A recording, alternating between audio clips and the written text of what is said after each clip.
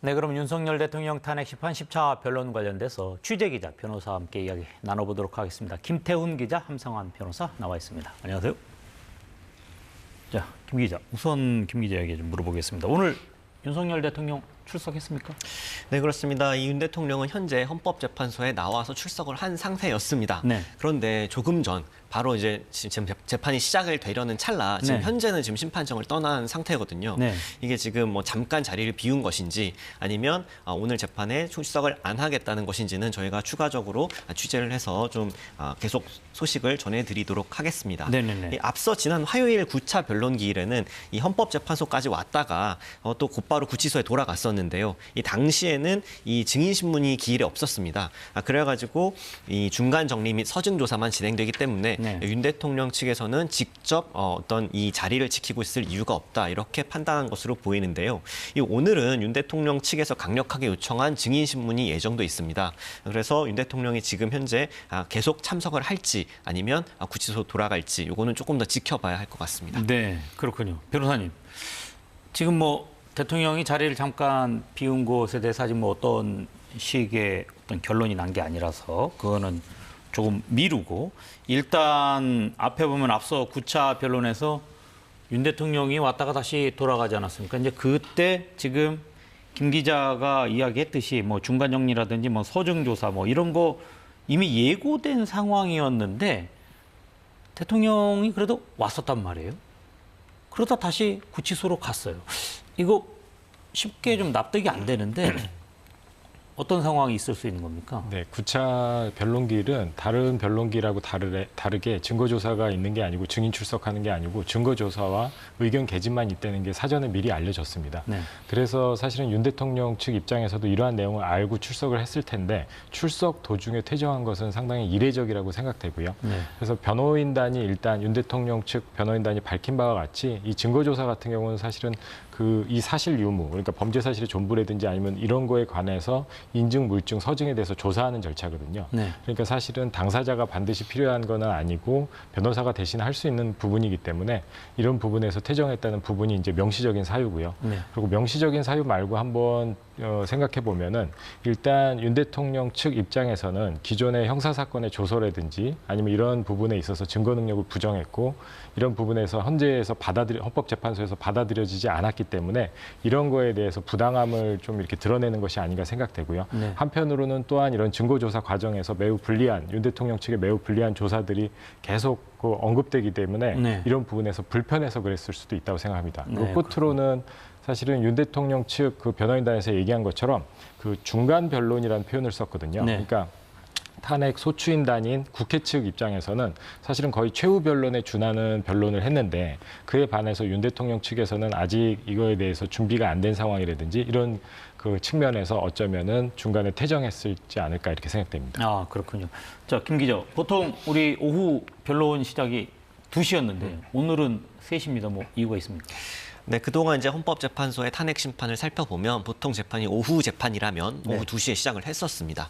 그런데 이제 오늘은 방금 전인 오후 3시에 시작을 했죠. 이것은 사실 이제 윤 대통령 측의 요구에 따른 겁니다. 그러니까 이제 앞서서 윤 대통령 측은 오늘 오전에 이 형사재판 관련해서 내란 혐의 관련 공판 준비 기일이 있었는데요. 여기에 출석을 해야 되기 때문에 기일을 좀 미뤄달라 이렇게 요청을 했었습니다. 다만 헌법재판소는 이것은 받아들이지 않아서 오늘 기일이 진행이 된 거고요.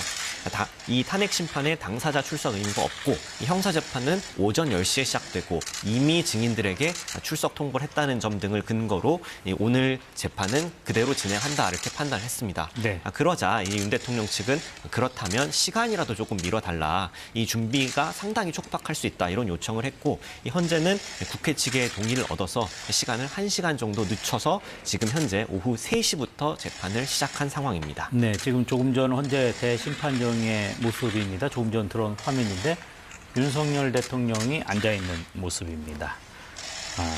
자, 그래서 오늘 3시에 시작을 하는데 오늘 이제 앞서 우리 박민경 기자도 소개를 했었는데 앞선 뉴스에서 오늘 중요한 증인신문이 잇따라 있는 거죠.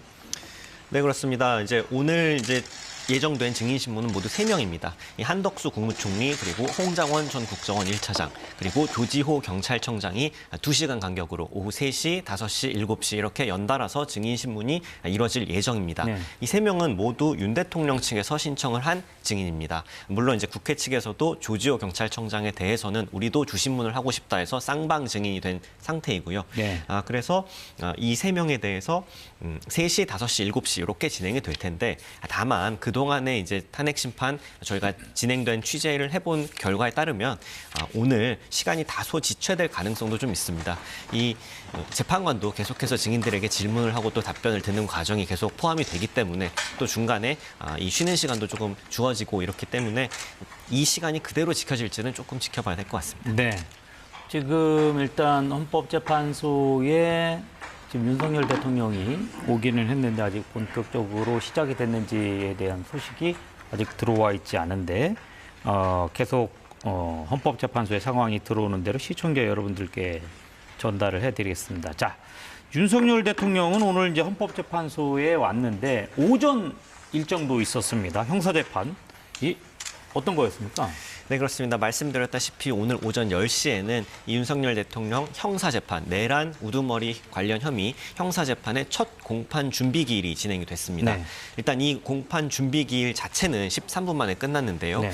또 여기에 바로 붙여서 윤석열 대통령 측이 청구한 구속 취소 청구 관련 신문도 이어졌습니다. 네. 이렇게 합해서 1시간이 조금 넘게 진행이 됐고요.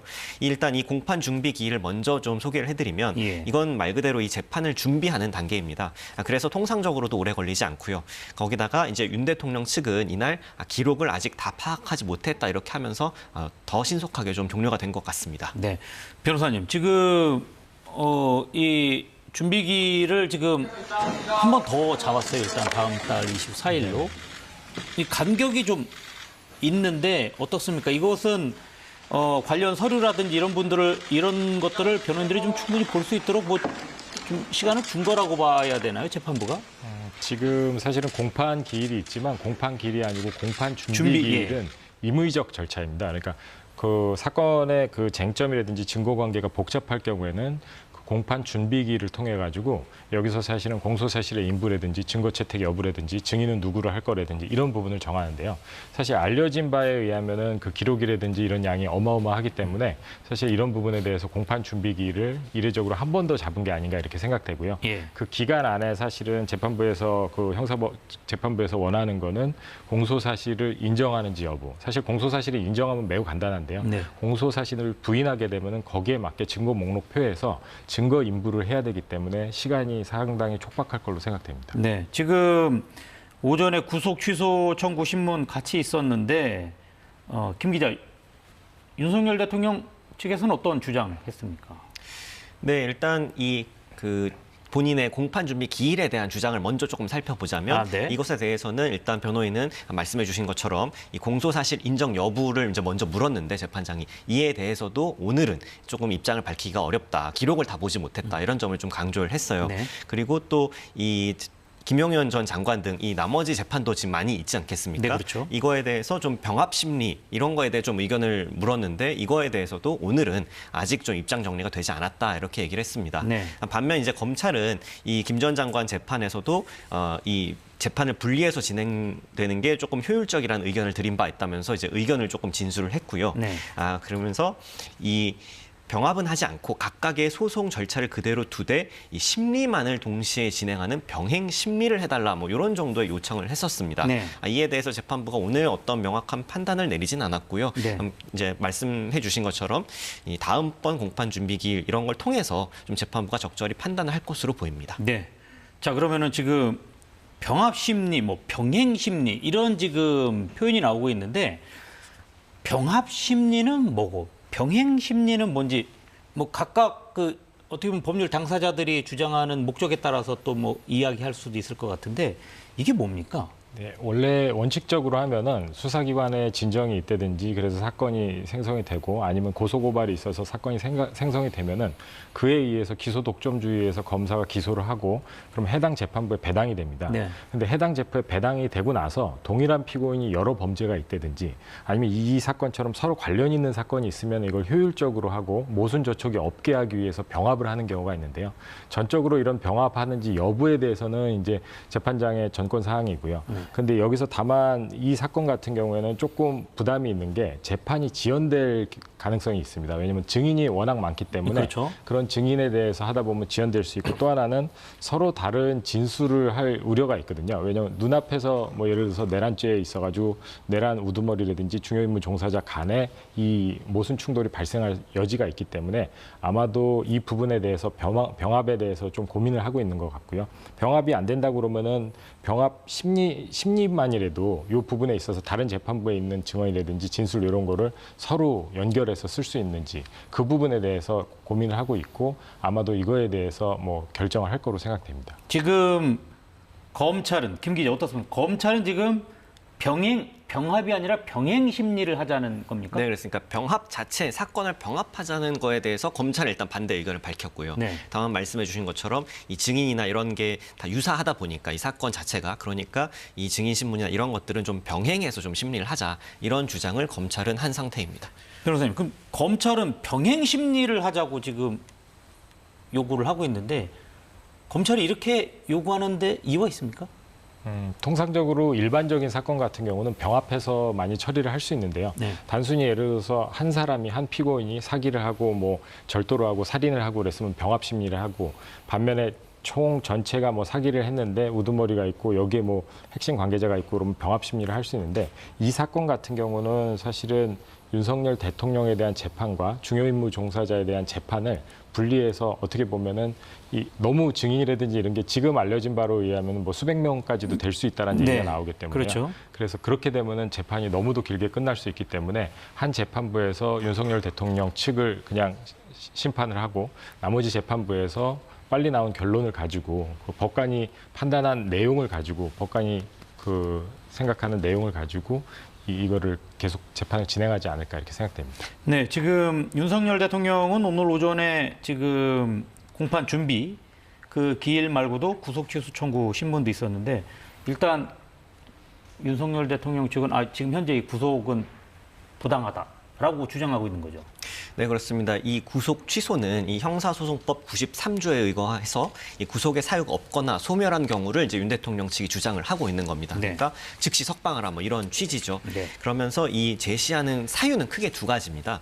첫 번째는 우선 구속 기소 기간이 잘못됐다. 그러니까 요거를 조금 살펴보면은 구체적으로는 검찰에서는 윤 대통령을 1월 26일 저녁 7시쯤 구속 기소를 했습니다. 네. 그런데 윤 대통령 측의 주장은 뭐냐면요. 윤 대통령 측이 계산을 해보니 원래는 1월 25일 밤 12시에 했어야 된다. 그 전에. 그러니까 이거를 하루 넘겨서 기소를 한 것 자체가 위법 부당하다. 뭐 이런 주장을 하고 있는 겁니다. 이게 사실상 가장 핵심적인 사유고요. 네. 그리고 또 두 번째 주장은 윤석열 대통령 측에서 계속 해오던 주장인데 이 공수처의 수사 자체가 위법하고 그러므로 이제 공수처가 청구해서 발부받은 이 영장 자체가 위법하다. 이런 주장을 하고 있는 겁니다. 네. 이것을 종합해서 이제 법원이 정말로 이 구속의 사유가 없는, 그러니까 구속영장을 소멸시켜야 되는지 이런 것들을 이제 법원이 판단을 할 것으로 보입니다. 그렇다면 구속 취소의 가능성이 있는 겁니까? 어느 정도? 네, 그 재판의 결과를 저희가 예단하기는 상당히 어렵습니다. 네. 또 해서도 안 되고요. 예. 그래서 좀 과거 사례들을 좀 살펴봤습니다. 실제로 이 구속 취소라는 게 얼마나 됐는지를 좀 살펴봤는데요. 일단 이 구속 취소 청구라는 게 상당히 드물게 청구되는 겁니다. 작년에는 이 청구 자체가 한 20건 정도밖에 안 됐고요. 네. 인용이 된 사례, 그러니까 구속이 취소된 사례는 단 한 건밖에 없었습니다. 작년 기준입니다. 네. 그래서 이 범위를 좀 넓혀서 저희가 한 10년 정도를 판례 검색을 통해서 검색을 좀 해봤거든요. 네. 그럼에도 불구하고 이 인용된 건수는 손에 꼽을 정도로 적었습니다. 그러니까 이 통계적으로 보면 구속 취소가 인용되는 경우는 상당히 드물다. 일단 이렇게 볼 수 있고요. 그리고 또 이 사건 자체가 이렇게 적은 이유는 보통의 피의자들은 보석이나 구속 적부심을 또 청구해서 이 석방을 주장을 하기 때문인데 일단 윤 대통령은 구속 취소 청구를 일단 했습니다. 그래서 판단을 하고 있고요. 네. 다만 이 윤 대통령의 이 사건 자체가 상당히 특수한 상황이지 않습니까? 그래서 이런 뭐 과거 사례는 과거 사례고 이번에 법원이 어떤 판단을 내릴지는 조금 더 지켜봐야 될 것 같습니다.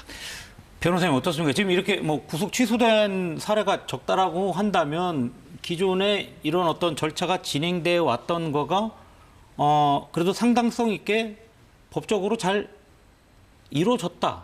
이렇게 봐야 되는 거 아닙니까? 구속이 되는 절차가? 그 조금 어려운 질문인 것 같은데요. 네. 제가 봤을 때 일단 윤 대통령 측에서 구속 취소를 주장한 이유는 보석이 아닌 구속 취소를 주장한 이유는 이 지금까지 절차가 위법하다는 거의 일환으로서 계속 주장하는 것 같고요. 그런 면도 여기서 있죠. 구속 취소가 인정되기 위해서는 구속이 위법하거나 구속 사유가 없어져야 되는데요. 네. 1차 의견서에서 윤 대통령 측에서 제시한 것처럼 뭐 여러 가지 이유는 있지만 절차적 위법성은 있지만 대표적인 게 일자 계산. 그 체포 구속 영장을 청구할 때 일자 계산이 시간 단위로 할지 일로 할지 그 부분이 쟁점이었던 것 같고요. 다만 그렇지만 이 부분에 있어서는 법원에서 영장이 발부돼 있기 때문에 체포영장 구속영장이 발부돼 있기 때문에 구속이 위법하다는 부분은 인정되기는 좀 어렵지 않나 이렇게 생각이 되고요. 네. 그 다음으로 구속 사유가 없어진 때 부분은 증거인멸 부분이 없어져야 되는데 이 부분은 이제 증거인멸 부분과 관련해서 윤 대통령 측 2차 의견서에서는 국회 수사기관에서 이미 진술 증언을 다 했기 때문에 증거를 인멸할 우려가 없다라고 주장하고 있는데 이 부분에 대해서 이제 헌재가 구속 취소 사유가 될지 안 될지를 검토해 봐야 될 것 같습니다. 네, 알겠습니다. 자, 그러면 오늘 이제 헌법재판소에서 열리는 변론 관련돼서 다시 이야기가 돌아와 보도록 하겠습니다. 지금 오늘 오후에는 이제 중요한 증인 3명인데 우선 한덕수 총리부터 이야기해 볼까요? 김 기자님, 한덕수 총리에 대해서는 지금 어떤 부분에 대한 이야기가 오갈 것 같습니까? 네, 지금 현재 이제 한 총리에 대한 증인 신문이 헌재에서 계속 진행이 되고 있습니다. 네. 일단 한 총리는 비상계엄 선포 당시에 윤 대통령과 대면을 했던 인물이죠. 네. 그래서 이 비상계엄의 선포의 적법성 이런 게 주요 쟁점이 될 것으로 보입니다. 그러니까 윤 대통령 측에서는 이 비상계엄 전에 열렸던 이 국무회의가 절차적 정당성을 지켰다 이런 것을 이제 한 총리에게 물으면서 좀 확인받고 싶어할 것으로 보이고요. 또 이 국무회의가 열린 경위 뭐 이런 것들을 물어볼 것으로 예상이 되고 있습니다. 또 이 계엄 선포 당시에 이 전시에 준하는 비상 계엄 상황이었는지 이런 것도 한 총리에게 물어볼 것으로 예상이 되고요. 다만 이 한 총리는 앞서 어제도 헌법재판소의 본인 탄핵 심판에 나오지 않았습니까? 그렇죠. 이때 한 진술들을 조금 살펴보면 일단 이 한 총리는 계엄 선포에 대해서 몰랐다. 계엄 선포를 사전에 알지 못했다. 그리고 계엄 선포를 말리려고 했다. 이런 입장을 지금 현재는 가지고 있는 것으로 보이거든요. 네. 그러니까 윤 대통령 측에서 묻는 질문에 윤 대통령이 원하는 답을 할지 그것은 조금 더 지켜봐야 될 것 같습니다. 또 이 국회 측에서도 이제 반대 신문을 할 거잖아요. 네. 그러니까 국회 측은 또 마찬가지로 이 계엄 전에 있었던 국무회의에 대해서 한 총리는 이전에 그 수사 단계에서는 국무회의가 아니라 어떤 간담회 정도라고 알고 있었다. 이런 진술을 한 적이 있는 것으로 알려졌는데 네. 국회 측은 그런 점을 계속해서 물을 것으로 보여요. 그러면 만약에 국무회의가 열리지 않았다라고 하면 비상계엄 선포의 어떤 절차적 정당성이 조금 좀 공격받을 수 있는 부분이기 때문에 이런 것들이 이제 한 총리 증인 신문에서 계속 다뤄질 내용으로 지금 예상이 되고 있습니다. 네, 지금 홍장원 전 국정원 1차장도 이번에 다시 나오게 되죠. 네, 그렇습니다. 홍장원 전 국정원 1차장 같은 경우는 두 번째 이 헌법재판소의 증인신문에 두 번째로 출석을 하게 됩니다. 이 두 번이나 나온 경우는 홍장원 전 차장이 유일하고요. 이전에는 국회 측에서 요청을 해서 출석을 했었고 오늘은 이제 윤 대통령 측에서 요청을 해서 재신문을 하겠다. 그래서 이제 나오게 됩니다. 일단 이 홍 전 차장의 쟁점은 이 비상계엄 선포 직후 윤 대통령으로부터 이 싹 잡아들여라는 지시를 받은 뒤 네. 어떤 여인영 전 방첩사령관으로부터 전화를 받아서 이 이른바 이 체포조 명단을 작성했다. 이게 이제 가장 핵심적인 부분이거든요. 홍장원 전 차장 증인 신문에서는 이미 이제 홍장원 전 차장은 이에 대해서 1차 증인 신문 신문 때 자기는 실제로 그런 걸 들었다 이렇게 진술을 한 바 있습니다. 반면 이제 윤 대통령 측은 전혀 그런 일이 없었다라고 주장을 하는 거고요. 또 이 홍장원 전 1차장이 이 체포조 명단에 적었다라고 주장을 하는 이 메모 이거에 대해서도 윤 대통령 측은 신빙성이 좀 낮다 이렇게 주장을 하고 있어요.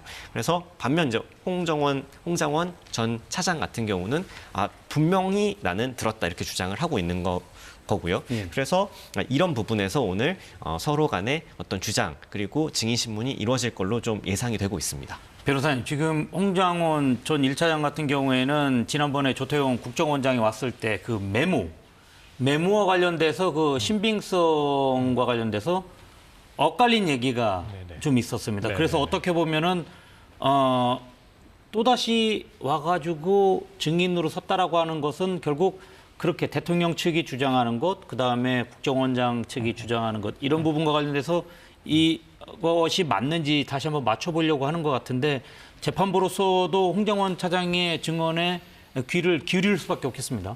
예, 맞습니다. 그러니까 일단 공정한 재판이라고 하면은 사실은 증거에 입각한 사실 인정, 그리고 양 당사자에게 공격 방어의 기회를 충분히 주고 세 번째로 이러한 리즈닝에 의해서 합리적인 결과가 나와야지 국민적으로 승복할 수가 있는데요. 이런 의미에서 사실 이번에 홍장원 전 차장을 다시 부른 거는 의미가 있다고 생각합니다. 왜냐하면 일반적으로 한 번 부른 증인은 다시 부르지 않는데 한 번 부른 증인을 다시 부른 것도 그렇고 두 번째로는 보통 증인 신문할 때 지난번 같은 경우는 90분이라고 했는데 이번엔 120분을 이렇게 할애를 해준 것 자체가 네. 사실은 공격 방어의 기회, 신빙성 부분에 있어서 확실하게 이 부분에 대해서 양쪽 다 이거를 한번 판단해 보라는 의미로 볼 수 있을 것 같습니다. 네, 그렇군요.